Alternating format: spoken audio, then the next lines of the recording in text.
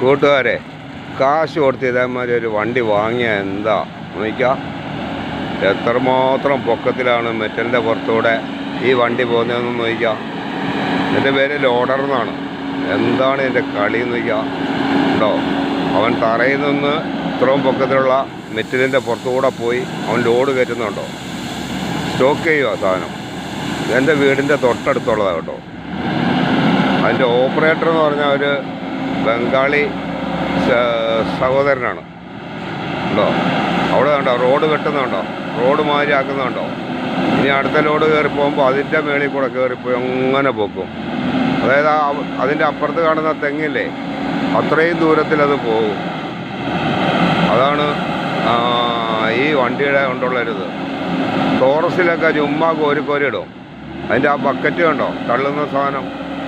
അതിൽ ഒറ്റ ട്രിപ്പ് കോരിയാൽ 100 അടിയാണ്, 100 സ്ക്വയർ ഫീറ്റ് ആ സാധനം. മെറ്റൽ കോരിയാലും ശരി, പാറപ്പൊടി കോരിയാലും ശരി, എംസാണ്ടും പീസാണ്ടും ഒക്കെ അല്ലേ അത് കോരിയാലും ശരി, ആ ബക്കറ്റ് 100 അടി കപ്പാസിറ്റിയാണ്.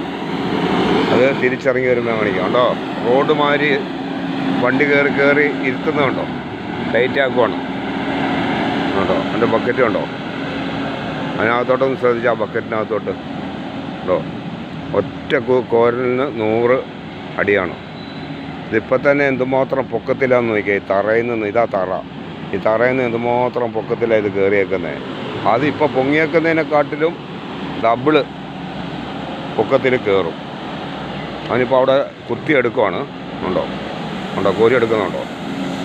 ആ കോരിയേക്കുന്നത് 100 അടി. അതായത് ചെറിയൊരു നിസാനും ഒക്കെ പറയത്തില്ലേ വണ്ടി, ആ ട്രിപ്പറിന് ഇത് കോരി ഒറ്റ ഇതിട്ടാൽ ബോഡി ലെവലായി. ആണ് അതിൻ്റെ ആ ഓപ്പറേറ്റർക്ക് എന്ന് പറഞ്ഞിട്ടുണ്ടെന്നുണ്ടെങ്കിൽ 4 അടി പൊക്കമേ ഉള്ളൂ. ആ 4 അടി പൊക്കമുള്ള ഒരാളുടെ തൊഴിലല്ല അവൻ ചെയ്യുന്നത്. ഭയങ്കര ബുദ്ധിശാലിയാണ്. ഇതാണ്. അപ്പോൾ അവിടെ റോഡാക്കുക. ഇനി അതിൻ്റെ പുറത്ത് റോഡാക്കുവാണ്. റോഡാക്കിയിട്ട് അതവിടെ ഇരുത്തും, ചവിട്ടി ഇരുത്തും. നേരത്തെ അത് കയറ്റി ജാമാക്കും. അടുത്ത ലോഡ് വരുമ്പോൾ അതിൻ്റെ പുറത്തുകൂടെ വണ്ടി കയറി പൊക്കോളും.